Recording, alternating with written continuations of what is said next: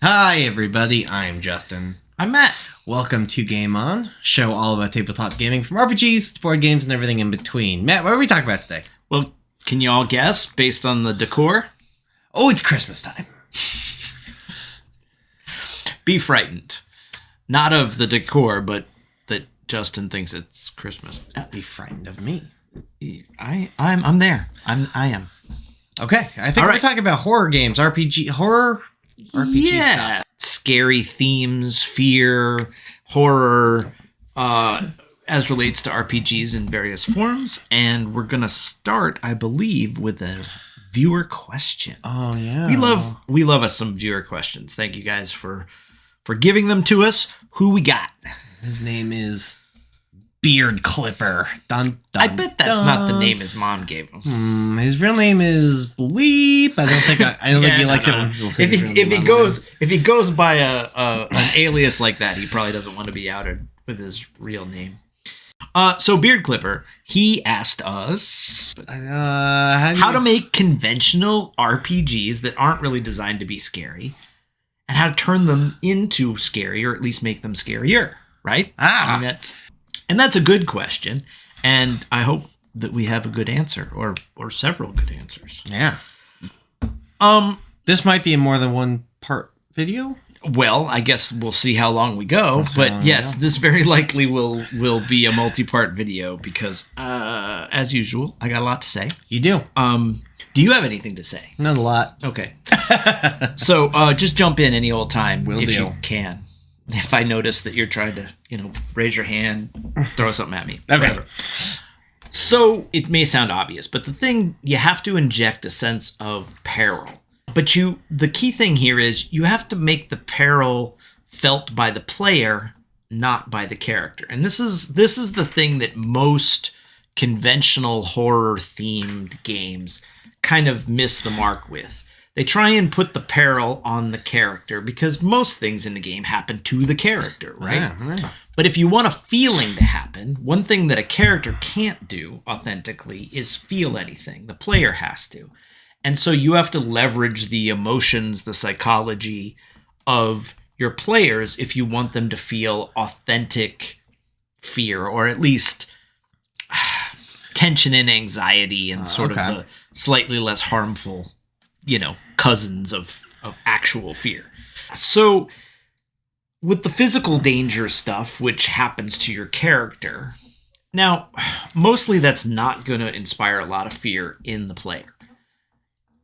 Unless, they're really heavily invested in their character and you're threatening to, wipe their character, TPK the party, or at least members of the party, and they are faced with the prospect of losing a character they've have months of care and feeding into developing, and then suddenly you're just gonna leave them a greasy smear on the floor. I have felt fear that way as a player. It can work, sure, and incorporating that kind of thing in with some of the more subtle and sophisticated ways to do fear in a game campaign, whether it was a campaign or a single shot, because it works equally well, is perfectly valid. Okay. As are some of doing the ambiance like we're doing with the video, right? I know you're a big fan of that, so I like the idea of having some lights, some props, some creepy music in the background. I've been known to do that. Horrible smells seeping in from the... Yes. I purposely don't take a shower for a couple of days before I run my horror games. Those terrible smelling theme candles you get at Halloween time. Ode to rotting corpse. Maybe lay off that stuff, but you can have the brain jello mold in the middle of the table if you want to, but don't make it smell like a formaldehyde brain. Well, for a Halloween party, we had Halloween themed snacks. Oh yeah, no. For an RPG game. Actually, Justin's a pro at that kind of stuff. There was little toothpicks through eyeball things. Yeah, it was pretty good. It was pretty fun. But it's not necessarily designed to make the game scary in itself. But the idea of making just the trying to set the tone, set the Sure. mood, But get I some mean, mood lighting. It can sort of trigger the subconscious of your players to kind of get them in that mode. Oh, yeah. Yeah. So I think that those kind of things are like seasoning. It's not the main meal, but it can sort of add flavor to it. It's So the salt. okay, us putting aside, well, no. If you're trying to do the physical danger element to characters' life and limb, well, here's the problem with that. Almost every RPG has combat in it. And almost every RPG, scary or not, there is some danger to life and limb for the player characters, right? Like you get hit by something and a monster gets you or an opponent gets you, you get an attack, you take damage, danger. So players are incredibly numbed to the danger to their characters. Even characters they deeply care about, they're used to getting them beat up and nearly killed. So having that be a fear element is probably not going to be that effective no matter what you do, because they're used to it. They're ready for it. They're psychologically sort of toughened up to the idea. If you're going to create danger to life and limb, what you want is the fear of danger to life and limb, and that comes from surprise.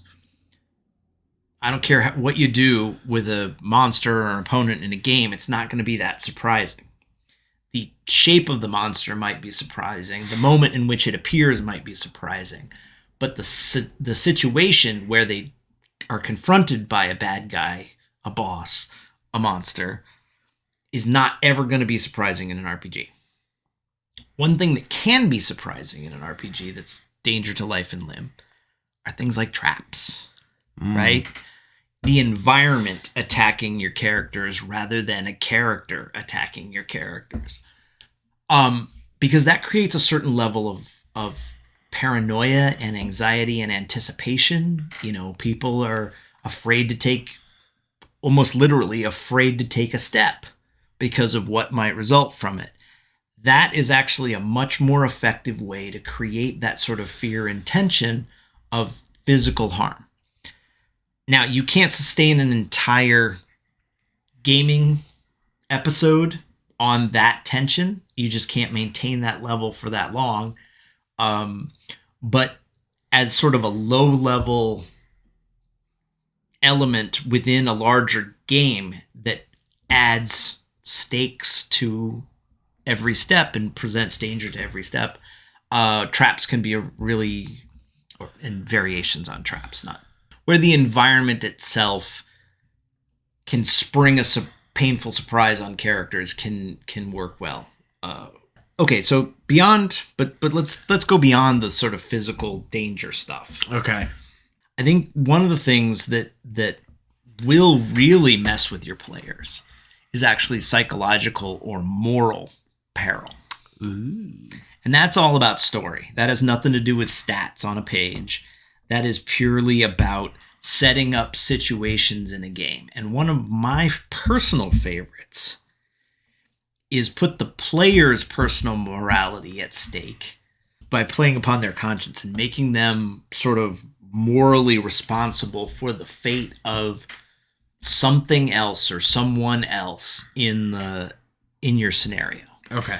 Now, it can be, kids in the local village. It can be cuddly furry animals in the woods if you've got a nature lover. It can be the thing that they are responsible for or that they have to prevent.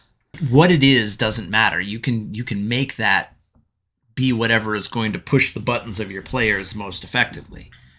But the idea that if they fail a roll or they fail a task or they fail to figure something out in the game, somebody else pays the price for their failure, doesn't hurt their character. It doesn't tick off, hit points on a page, but it ticks off little chips of their soul. Yeah. So, or the fear of that. I mean, obviously this is all fiction and they're not really, But what you're trying to do is you're trying to make the player afraid of some consequence, so that they have some investment in the game that's put at risk. And I think that playing upon characters' personal morality in whatever form that takes, and maybe multiple forms, right? Because you have multiple players, they're going to have different personal moral codes. And if you want to give this sensation to each of them, you're going to have to pick a scenario or a sequence of scenarios that pushes those buttons for each of those players.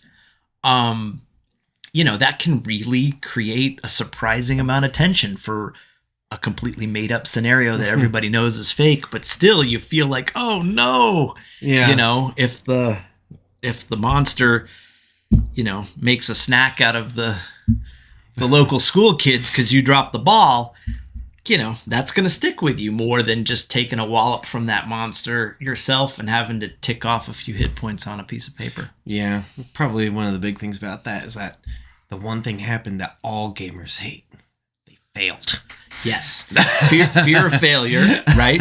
Because let's face it, a lot of people are living vicariously with a character to try and be able to be more powerful and successful and achieve things in this made-up world that they don't get the sensation of being able to do in real life, right? This is a vicarious experience.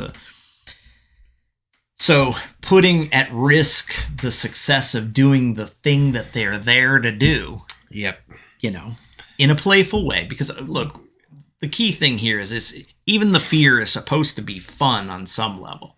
So the tension that you're building in people is there to accent and augment and heighten the experience. It's not there to make people utterly miserable. Yes. So you gotta temper any of these techniques with the idea of building the tension and then releasing the tension and then building it back up and then releasing it again, so that people are get a ride out of it and have some fun. You gotta edge them.